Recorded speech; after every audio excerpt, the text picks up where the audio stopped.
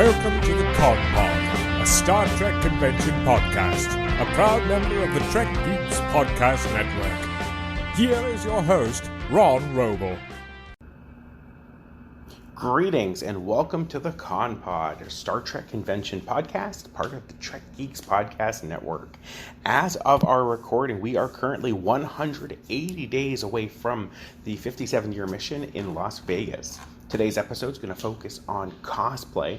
We'll have a panel with some fantastic guests who are cosplay professionals with some great advice. But before we get into that panel, I wanted to talk about some of the recent announcements for the event coming up. Just this week, Creation did release some information on some of the events that will be happening. Notably, the Saturday Night Gala will be returning this year. Not a lot of information out. We know it will be a star-studded Trek cabaret for a night of music and entertainment, with performers being announced soon. The gala is included for all gold, captain's chair, or copper packages. There's also tickets available for $65. Should be a lot of fun.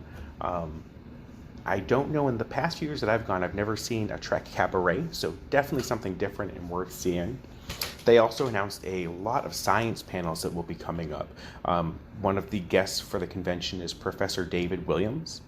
He's from Arizona State University School of Earth and Science Exploration. And some of the panels we'll be seeing, there's a Planetary Defense Begins, focusing on NASA's DART mission. Return to the Moon, we'll be looking at Artemis 1 and upcoming lunar missions. They did announce again, Jimmy's Place will be back, a nice place to get food, drink, and some entertainment. Appropriate for this podcast was the announcement that the cosplay contest will be coming back on Saturday at the convention, starting with the cosplay parade in the morning and then a group photo shot on the main stage, and then the celebrity judged contest, which should be a lot of fun to watch. Winner of this receives a $1,000 gift certificate to Creation, so some fun to be had in the vendor's room.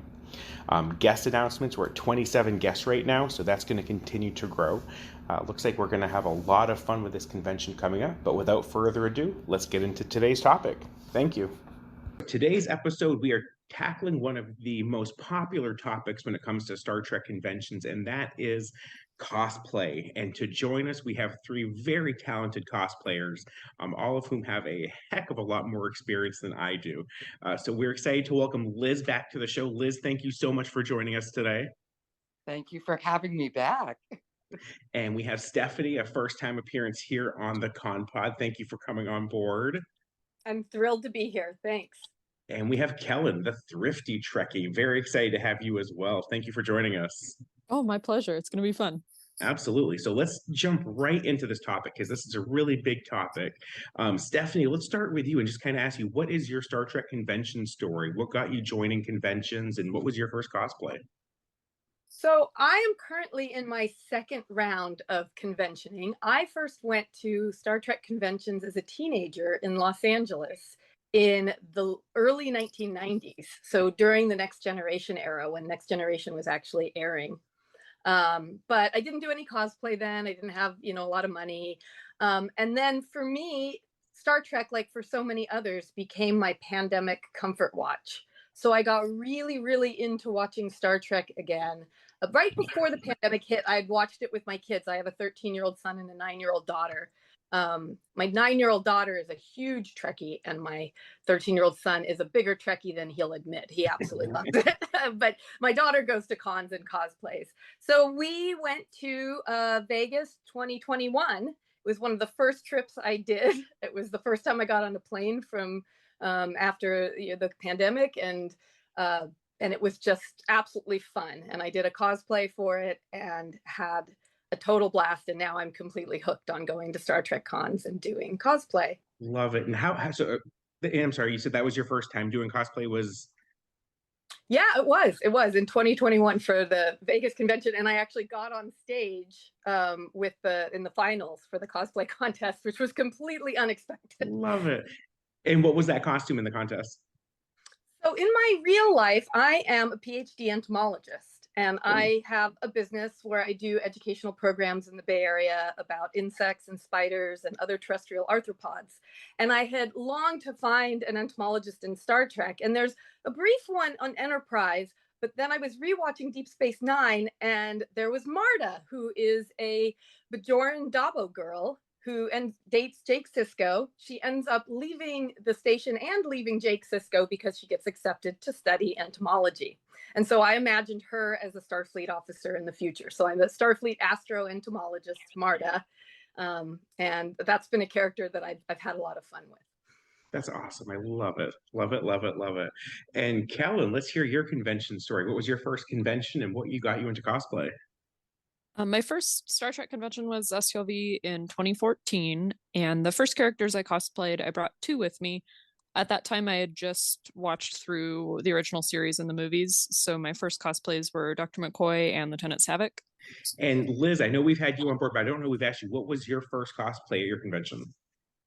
Well, actually, my first cosplay was about 4 or 5 years ago. Actually, it's almost 5 years ago. One of my bucket list items was to go to any old con. And if I went with some friends to SuperCon in Miami, I cosplayed Dr. Crusher, and I met Ms. McFadden, and she said I looked more like her than she did.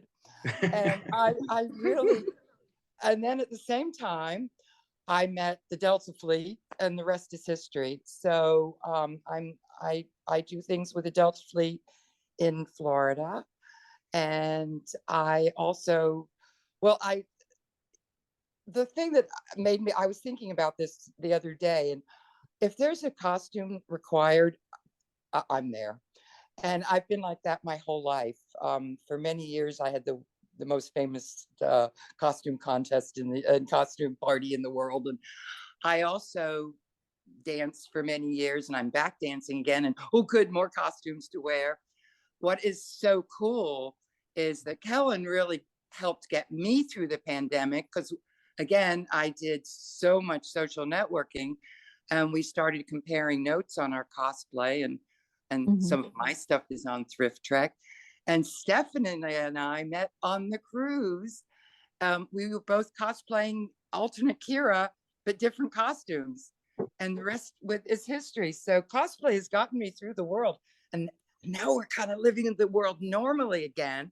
So again, I went to Vegas for the first time in 21. But I didn't meet Stephanie there. But I did meet Kellan. But last year, the first thing I did was have a quick meal with Kellan. And the second thing I did, my first real meal at a convention, was with Stephanie and her daughter and friends. So cosplay has really changed my life, because it's given me not only fabulous friends, but it got me through that awful time. There you go. Love it. As Great. you know, stories. I'm the talker. I'm the quiet one of the group. Yeah, I don't think so. So for all of you, when you went to your first convention, is cosplay something that has been since the very beginning? I mean, did you go to conventions just in regular clothes and see, there are a lot of people that cosplay here? I know a lot of folks think you have to do a cosplay at your first convention. Is that the case, or is it something where you can just show up in a t-shirt and shorts and still be comfortable? Or are you better off doing a cosplay? Or what are your thoughts on that? Stephanie, let's go ahead and start with you. Oh, well, I mean, I would encourage people to come and just however they're comfortable, right? Like we there's a lot of that going on right now in discussions about the Star Trek cruise, because they have 6 theme nights, and people are nervous about, do I have to do a costume for all 6 theme nights? And you don't. You do what makes you happy, and what, and if it's store-bought and that works for you, if it's a t-shirt, if it doesn't even say Star Trek or whatever con you're at on it, just come and enjoy it. And then if you think that, when Liz was just describing her cosplay experience and the friendships, one of the things that I thought was cosplay is an act of joy. But if you feel like it's a chore and homework, then don't, right?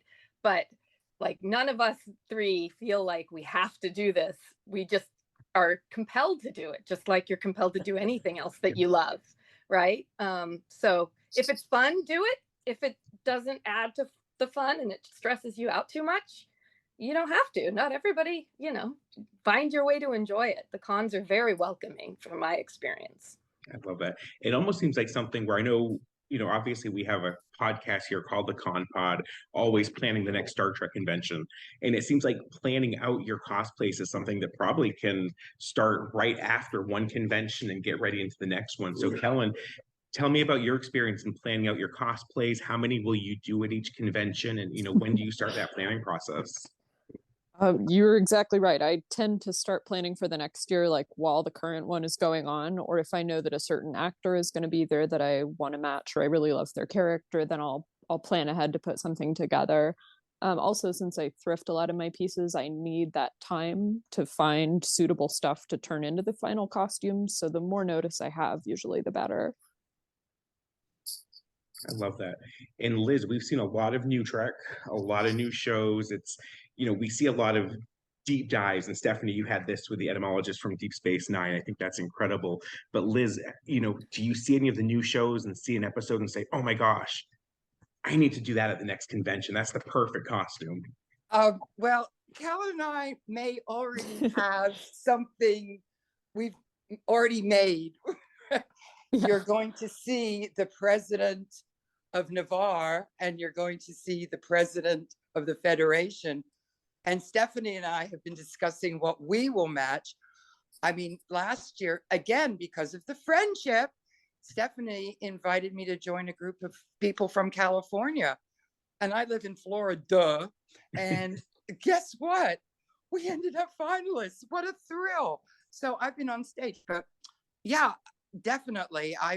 Let's just say I've got now over 23 costumes, and I'm still waiting to hear. But I'm curious what they're going to do on Picard with the TNG, all the TNG people. So ladies and people, guess what? I think we need to do something from Picard. Oh, yeah. Yeah. Well, and I know for a fact I was bouncing one of the things I'm going to be cosplaying at the cruise off you two ladies at the cruise last year. That was like, I think I'm going to do this.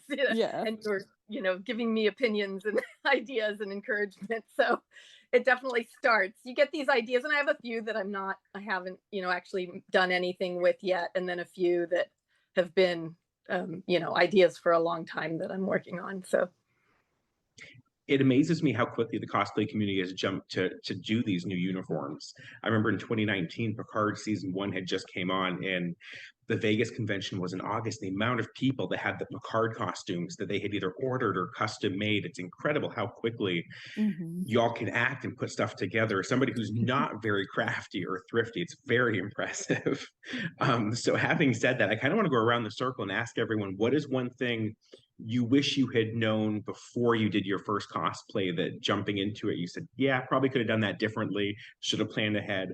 Sure, yeah. When I started cosplaying, I did not know anything about it. So I just like to tell first-time cosplayers or people who have never done it before that it really doesn't matter if you think you have the skills or not. The passion for the character is way more important. So if you're going by yourself or you're nervous about it, I really encourage people to just try it. You're going to meet new friends through cosplay. Perfect. Liz, what advice would you have for a first-time cosplayer? When you're making a costume that you might have a bodysuit underneath it, make sure there's space for the bathroom. Oh, yeah. I feel like there's a story there, but yes, there's a story there. And also my other story, and Kellan knows this one, is that make sure if you made the costume a couple of years ago that you try it on before you go. So that's all. Just have fun. As I said, all of us kind of do things differently. Stephanie is so phenomenal at tailoring. Kellan is so fantastic at thrifting, and I'm a sales shopper. So I put it on my wish list from Amazon and then use it. I put things together and take them apart because I can't use a sewing machine. So don't let anything intimidate you. My biggest thrill, I've had two thrills. I had this year, one of the actors, Shannon Cochran, stopped me when I was in my mashup of what would happen if Mr. Spock and Yoda had a baby, and she asked to take my picture. I had IDIC on the back, and Mr. Roddenberry stopped me and said he loved it. And the year before, when I was Floxana, who I believe is coming back again this year, Mr. Roddenberry stopped me again and told me his mother would love it. I can't even begin to tell you. Just have fun. My God, we've all gone through such awfulness in the last couple of years. And now I guess I'm not afraid to go out anymore and just do what you want and have a blast. It's so gratifying. And as I said, look at the three of us. I mean, if we weren't cosplaying, would we have met each other? I doubt it. Very true. So, Stephanie, what are some advice that you'd have for somebody who's doing cosplay for a first time? Oh, here's a really practical little one that I've come to realize. So I was really excited about the magnetic comm badges when I first saw them. But my advice after having lost several magnetic comm badges off of cosplays is that unless you are going to be putting it on something like a leather jacket that you really don't want to put holes in, go with the pin ones.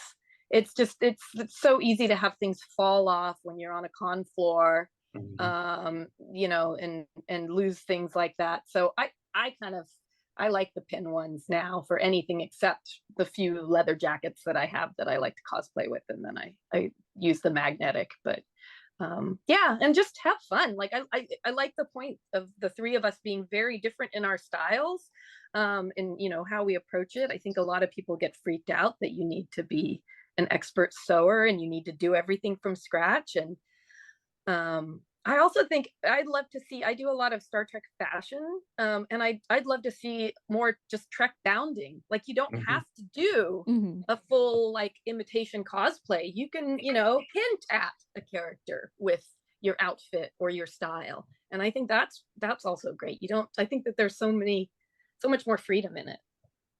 I love that. And for people that don't know what is bounding exactly? Well, feel free to step in, Liz and Kellan, if you know a more succinct definition. But like I first heard about it through Disneyland, right? Where you're not allowed to wear costumes of characters, right? And so people would make these outfits that hinted at it, you know, that just maybe they were the color of Mickey Mouse's shirt and pants and then the shoes, right? Or so yeah, just kind of having an outfit that's not a full-blown costume but hints at a character. Is that how you define it? Yeah, that makes sense.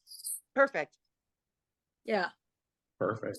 So you kind of touched on this too, a little bit about making the costumes, but with all three of you, I've seen some very elaborate costumes. And these are costumes that you're not going out to a Halloween store and buying. These are things that you're obviously making. But what is the biggest difference that you find between buying and making your cosplays?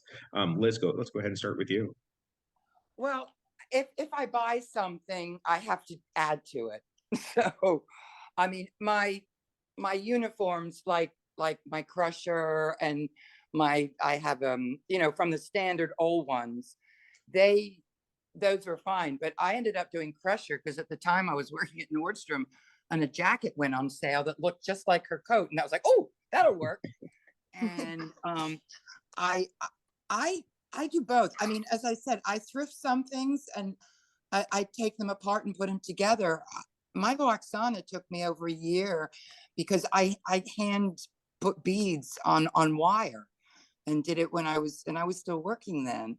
I can't buy, as I said, for the traditional uniform ones, and I tend to be a little more traditional with the Delta Fleet, just because I can get away with a little more. But I tend to add something to everything. But right now, one of the costumes I have made, I've made for Vegas. Believe it or not, I got the dress from Amazon on sale with American Express points, so it didn't cost me anything. And I have an old nightgown for underneath it that was in my, you know, that I've had for years. So everything is different, and a lot of times it depends. When I did the Shore Leave group with Stephanie last year, I took old costumes and painted them, and I took them apart. I have a costume closet that you can't even get into. If anybody ever needs a costume, they come to me. But I will paint gloves, paint things, and you get like 50-cent paint, and and cover something so you get the right color. So I've used the same pair of shoes 4 times now, for different costumes. Nice. They all seem to be nearly. The funny thing is, I'm doing a recital for my dance studio, and I'm using the Baby Yoda that I used. I'm going to be Baby Yoda in the Disney recital. and my teacher is going to be the Mandalorian. So Nice. Incredible. So you mentioned shoes, really quick around the table, but any advice on shoes? Do you find that heels probably are not something we want to recommend? Do you still suggest doing comfortable sneakers, or do you try to find a shoe that matches the costume as well, Stephanie? Oh, I'm going to totally break that rule. I was laughing when I was packing for Vegas last year because I was completely in violation of the of the only comfortable shoe con rule. I had because I did the sparkly pink lady from Shore Leave. You know how McCoy ends up with these 2 showgirls, and I was basically in pink fur, and people thought that I was a Vegas showgirl and asked me for photos on the casino floor. And when you find the perfect pink rhinestone high heel boots, and then on my 7 of 9, I was at the DSW store, and they had that sale rack there. They have the 60% off, and there were like these perfect Borg spike heel boots. So for me, I can change out of them if they're uncomfortable. But it was kind of worth it. It was, they weren't horrible. And this is somebody who does not mess around with uncomfortable shoes in my everyday life. But it adds a certain, shoes are one of those things that I think can really add to carrying yourself differently, especially if you're wearing something you would never wear in real life.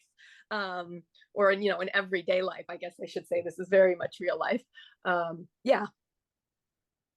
So when you get home from the convention, you kick your feet right up for a couple of weeks and give them some time to recover. There's usually a post-convention massage. Yeah. Yeah, definitely. And Kellan, any advice on footwear or buying your costume versus making it? I know you are incredibly thrifty with your costumes. Thank you. Yeah. So the only time that I'll distinguish between making and buying is if because I like to say that I make my costumes, even though I don't make them from scratch, because I do kind of reinvent and dye and sew and cut and bedazzle things. But in costume contests, I find that they're a lot more strict on if you made your costume, it needs to be at least this percentage handmade from, base materials.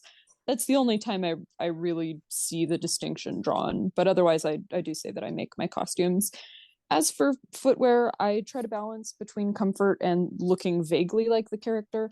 So even if they're not exactly what we see on screen, if it's close enough, if it's like a character shoe, like a theater thing, it's a plain shoe from the era, that works fine for me. So I have a pair of black boots that are pretty comfortable. Put insoles in them if you can.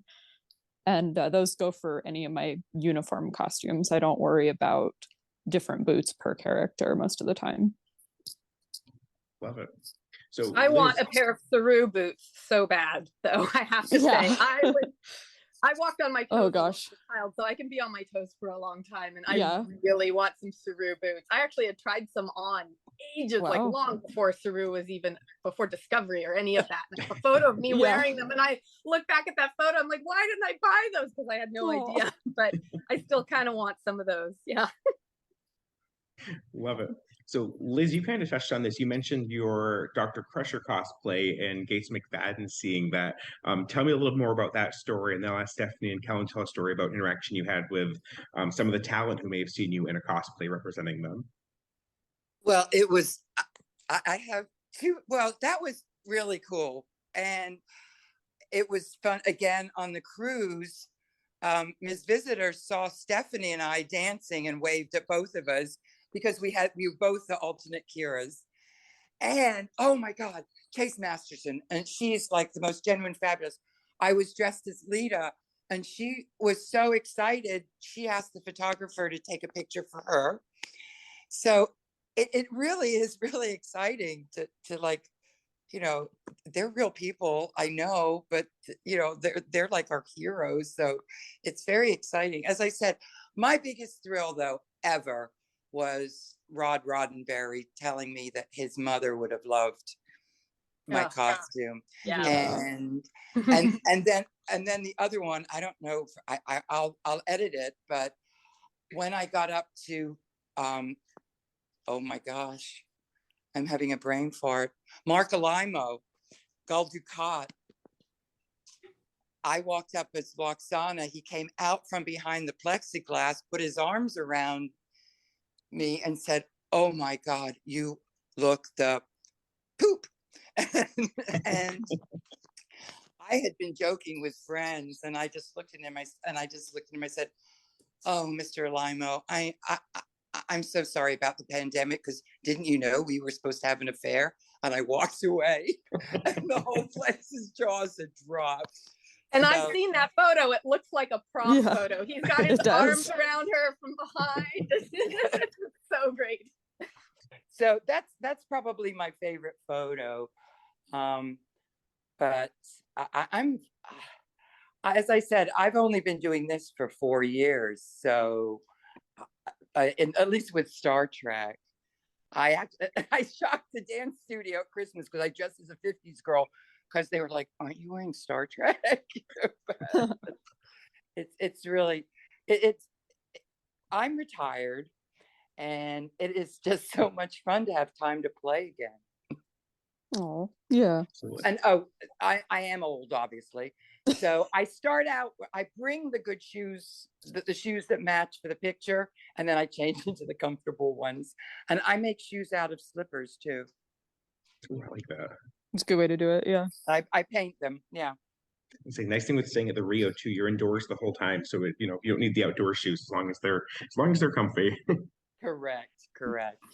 So Stephanie, I've seen you in like an incredible 7 of 9 costume. Any great interactions with any of the celebrities?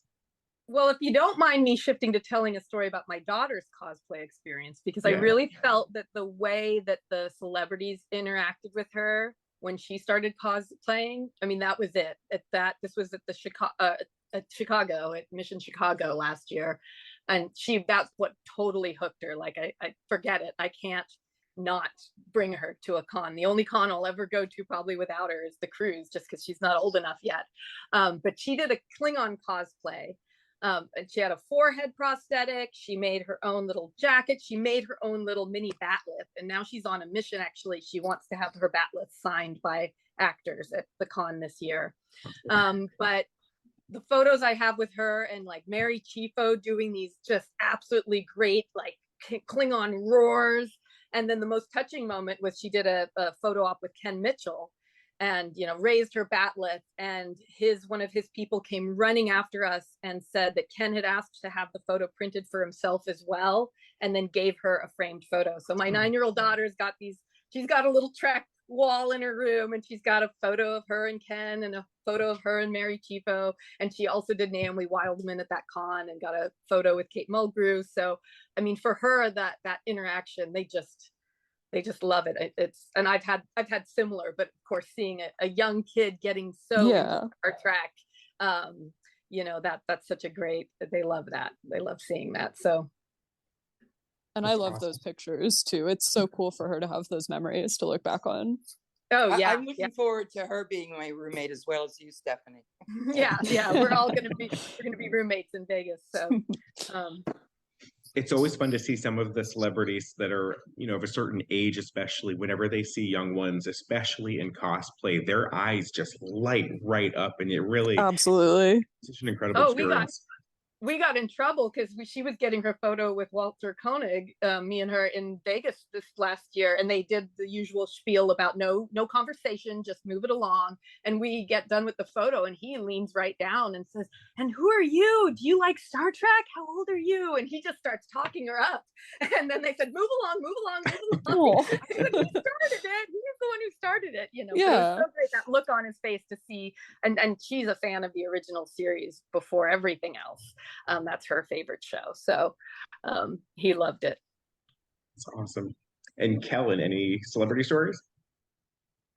Yeah, I mean, I've been going to Vegas so long. I've met a lot of the people that I want to meet and a lot of the characters that are most important to me.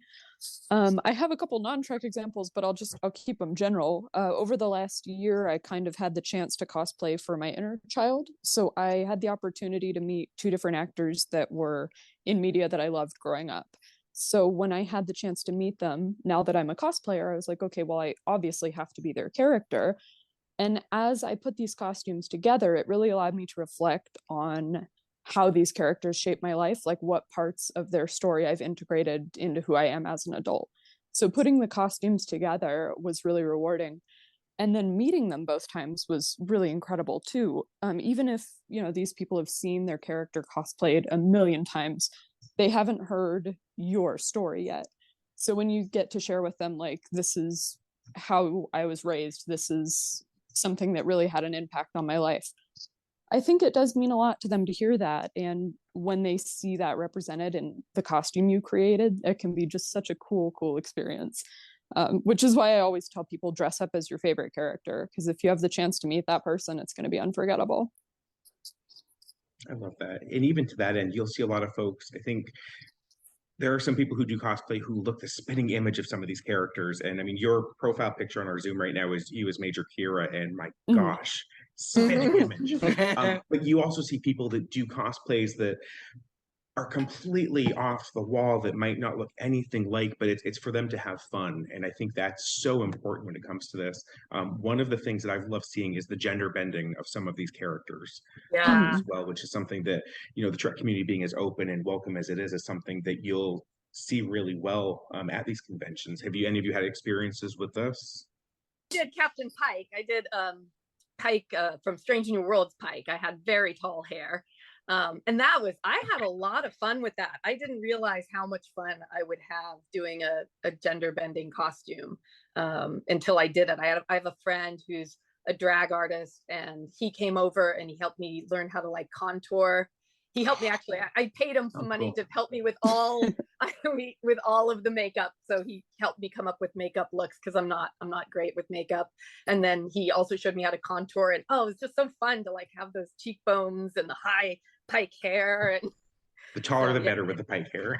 Oh yes. Yeah, there was a lot of hairspray in my head that day. Yeah, in fact, I'm going to do them on the cruise, but I have an interior, the cheapest interior cabin you can possibly have. So I think we might have to go out on the general populous balcony in order to unload. Big wall of smoke coming out the door. Yeah. And Kellan, did you have a story? So cosplay for me kind of went hand in hand with me discovering my own gender identity. So when I started out, I was like, oh, well, that's a male character, but that's who I like, so that's who I'm going to be. So I didn't set out to make them a female character. I just set out to be like, okay, well, I'm going to be this character for the day. I'm going to look as much like them as I possibly can. So that's still how I approach it. I will cosplay, characters of any gender, but I try to do it in their gender, not by bending theirs, but by bending mine, if that makes sense. So there are different ways to interpret the term, and all of them are equally valid, like doing a drag version of a character or just changing yourself for the day. So yeah, I have some experience with that because I've cosplayed all different genders of character. Love it. Yeah, I mean, it's like I said, I think the cosplay community, the closest I've done to cosplay, I did a uniform once, one of the Picard season 1 uniforms, and it was for someone who's not entirely comfortable doing something dress up. It was very much out of my comfort zone, but felt fantastic. Even for something as basic as that, you might go into it thinking, you're going to get stared at. You're not.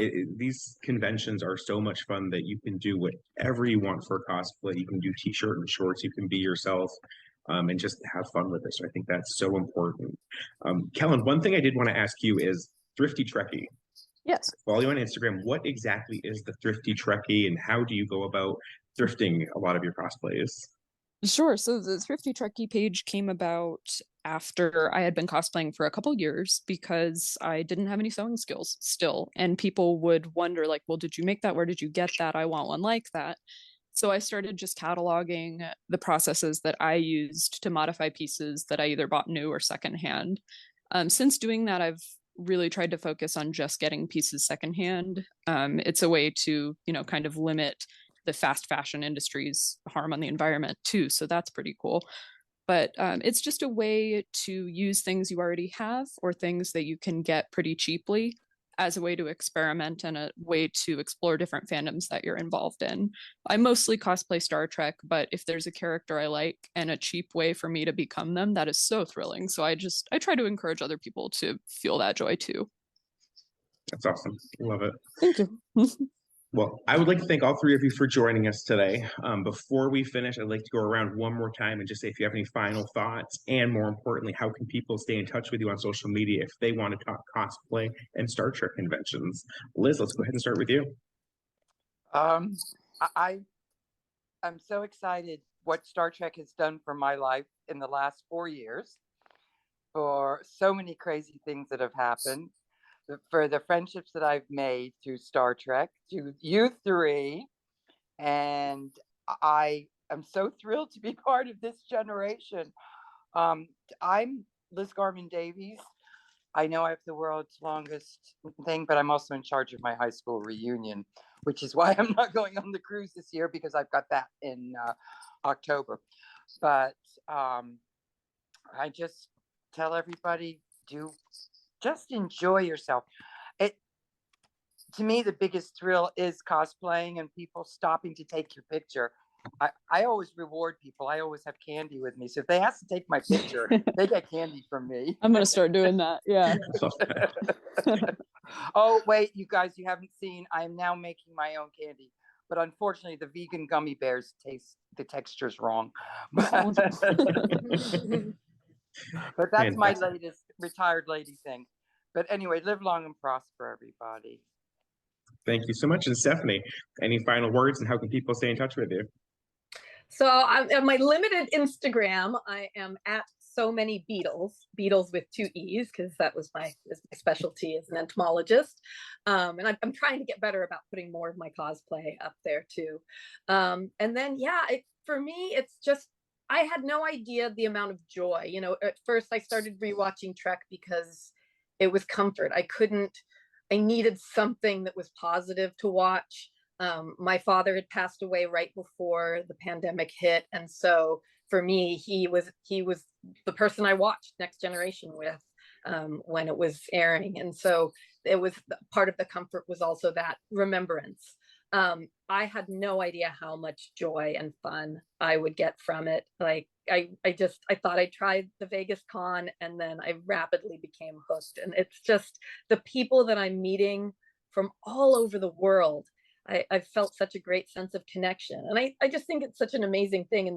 And this is true, right, for people, regardless of what it is. I've realized there's that commonality. I think Will Wheaton talks about this too, where it doesn't matter if it's tailgating at a football game, or for me, I get to experience this when I geek out about bugs with other entomologists. If you get to be around people who just love the same things you love, it really opens up the world for you. And so I would encourage anybody who's thinking of going to a Trek con, especially people who are coming into the fandom from the new shows, try it, because it really, it begins this whole other experience other than just watching these at home by yourself. Maybe it brings up this whole world of other people and joy and connection that I've really come to appreciate. I love that. Thank you so much. And Kellan, any last thoughts, and how can people stay in touch with you? Well, Liz and Stephanie have said it so beautifully. Cosplaying is an act of joy for yourself because you're getting to know yourself better through your connection to the character.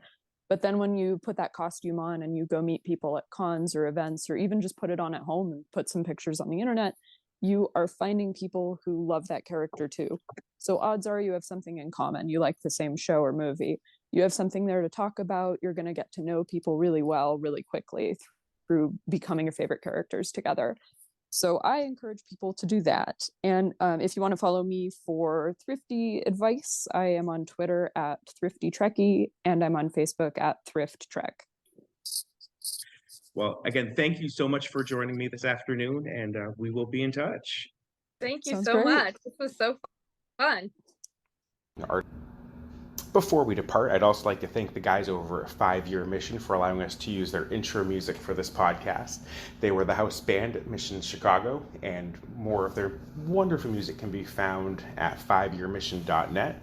We'd also like to thank our friends over at Fansets for being the official sponsor of the Trek Geeks Podcast Network. Their pins and more can be found at fansets.com.